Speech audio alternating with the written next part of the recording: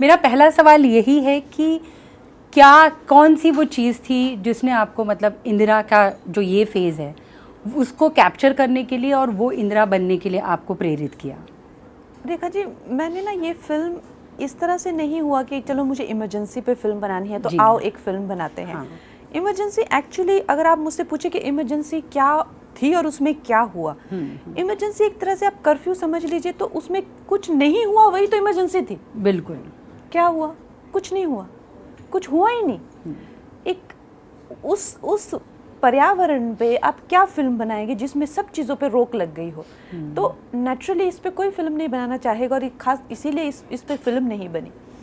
तो मेरा जो इसमें इंटरेस्ट जागा जब मैंने पढ़ा मिसेस गांधी की ऑटोबायोग्राफी में कि जिडू कृष्णमूर्ति ने बोला कि आप जो है उनके गुरु जो थे कि इस इमरजेंसी पे आप रोक लगा ख़त्म कर दीजिए इसको, ये अच्छा नहीं है, आपने देश को खुली जेल बना दिया है। तो उन्होंने कहा कि Jiddu, I feel like I am riding a ferocious beast, और अगर मैं अब इस भयानक क्रूर जानवर से उतरूंगी तो ये मुझे खा जाएगा। तो उन्होंने जिस तरह से ये बातें अपनी पूरी मनोवृत्ति को, पूरी तरीके से अपनी मानसिकता को इस बुक में जिस तरह से उन्होंने दिखाया है, दर्शाया है, उससे मैं बहुत प्रभावित हो गई। एक तो मुझे उनकी ये आत्मीयता, ये ईमानदारी है ना, कि वो अपने अंदर के इस तरह से बातें वो पुपुल जयकर से करती थी। और उन्होंने पुपुल को कहा कि उन्होंने एक दिन बुलाया और उन्होंने कहा कि तुम मेरी बायोग्राफी लिखो, ऑटोबायोग्राफी। तो पुपुल ने कहा कि मैं नहीं लिखूँगी क्योंकि तुम्हें वो पसंद नहीं आएगी और तुम कभी वो छपने नहीं दोगी। तो उसने बोला कि ऐसा नहीं है पुपुल। उन्होंने उसको सारा मटेरियल दिया और बोला जिस दिन तुम कंफर्टेबल हो तुम ये लिख डालना, और तुम्हें मेरी जो है वो परमिशन की ज़रूरत नहीं है। ये भी ऑटोबायोग्राफी में है। तो उनकी मौत के बाद राजीव गांधी ने उनकी ऑटोबायोग्राफी जो है लॉन्च की, रिटन बाय पुपुल जयकर। तो ये चीज़ ने ना मुझे बहुत डीपली मोटिवेट किया कि क्या कारण था, और ये जो एक जर्म है इसका, इमरजेंसी का, कब केम इनटू एग्जिस्टेंस, और उसका आफ्टर इफेक्ट क्या था, what was the price of it. ये सारी चीज़ों को कल्मिनेट किया है। ये सारी चीज़ों का जो है एक तरह से ये एक पे ऑफ कल्मिनेशन होके ये फिल्म है। तो ये सिर्फ इमरजेंसी, हाँ इमरजेंसी इसका एक सेंट्रल पॉइंट है, कैटलिस्ट है, लेकिन ये film is much more than that. तो आई थिंक मिसेस गांधी की जो एक ऑनेस्टी है अपने इनर डीमंस को डिस्कस करने की, उसने मुझे बहुत प्रेरित किया। बहुत आप सही कह रहे हैं, क्योंकि हम सभी जानते हैं कि ये इंदिरा जी के नहीं, हमारे देश के लिए भी एक बहुत ही डार्क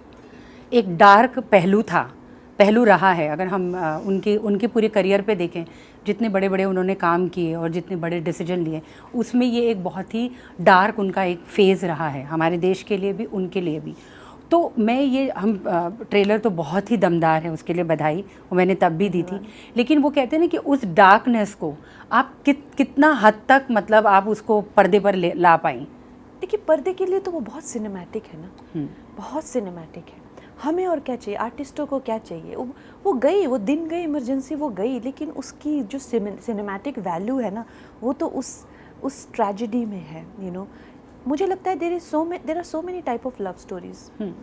दो लोगों के बीच में लव हो सकता है, माँ बच्चे के बीच में लव हो सकता है, इंसान जानवर में, अब चाहे गाय हो, कुत्ता अपने पास, जो भी हो, इंसान पेड़ में प्यार हो सकता है भाई, एक इंसान में और कचरे के डब्बे में प्यार हो सकता है। प्यार तो हर टाइप का होता है। तो मुझे ये चीज़ बहुत ज़्यादा एक्साइटिंग लगी कि एक लीडर होता है जो उसके बीच में, और जो आवाम होती है, जो जनता होती है, उसके बीच में जो प्यार होता है, और ख़ासकर जो हमारे देश की जो जनता है, जो इतनी फिकल है, इतनी डिवर्स है, प्यार नफरत, प्यार नफरत, प्यार नफरत, क्या उस बंदे की स्टेट ऑफ माइंड होती होगी? है ना, आप खुद ही सोचिए। बिल्कुल। कभी प्यार, कभी नफरत, कभी प्रोटेस्ट लेके निकल जाना, कभी ओ इंदिरा इज चंडी, इंदिरा इज दुर्गा, कभी हर लीडर के साथ होता है। हमारे देश की ये आदत है उनको भगवान बना देना। और आपको क्या लगता है आज ही हो रहा है? आज ही हम जो है प्राइम मिनिस्टर मोदी को श्री रामचंद्र कहते हैं? नहीं, इंदिरा गांधी जी के ऑफिशियल नारे थे अभिनव चंडी दुर्गा, इंदिरा इंदिरा इंदिरा। ये हमारे देश की आदत है। बिल्कुल। उनको सर पे चढ़ा देना और फिर उनको गिराना, फिर सर पे चढ़ाना, फिर उनको गिराना।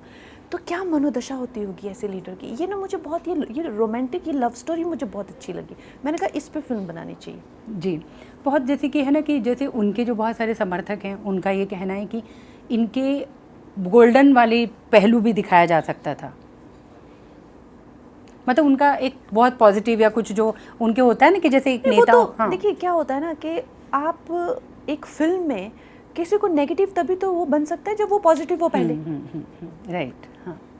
आज अगर मान लीजिए कोई इमरजेंसी, मैं कहती हूँ कि जैसे कोई देश है जो अब जैसे अफ़गानिस्तान है, वहाँ पे जो है वो एक्सट्रीमिस्ट ने टेक ओवर कर लिया, इमरजेंसी लगा दी। तो ऐसा तो ना कि आवाम का दिल टूट गया, दिल क्यों टूटेगा? सही बात है। वो तो परतंत्र हो गए ना। हाँ, उनको तो दबोच लिया गया। दबोच। The fact that emergency such an important film, क्योंकि ये दिखाती है कि चाहे आप मिसेस गांधी के जैसे ही महान लीडर क्यों ना हो, चाहे आप मिसेस गांधी के जैसे लोकप्रिय ही लीडर क्यों ना हो, चाहे आपने उनकी तरह ही 400 पार क्यों ना किया हो, लेकिन फिर भी घमंड किसी को भी जो है अपना शिकार बना सकता है। और हमें इस फिल्म से बहुत कुछ सीखने को मिलता है जी। हमारे ह्यूमन साइकी के बारे में बहुत कुछ सीखने को मिलता है। तो ये पता नहीं क्यों लोग अनुमान लगा रहे हैं कि इसमें मिसेस गांधी के अच्छे पहलू नहीं दिखाए।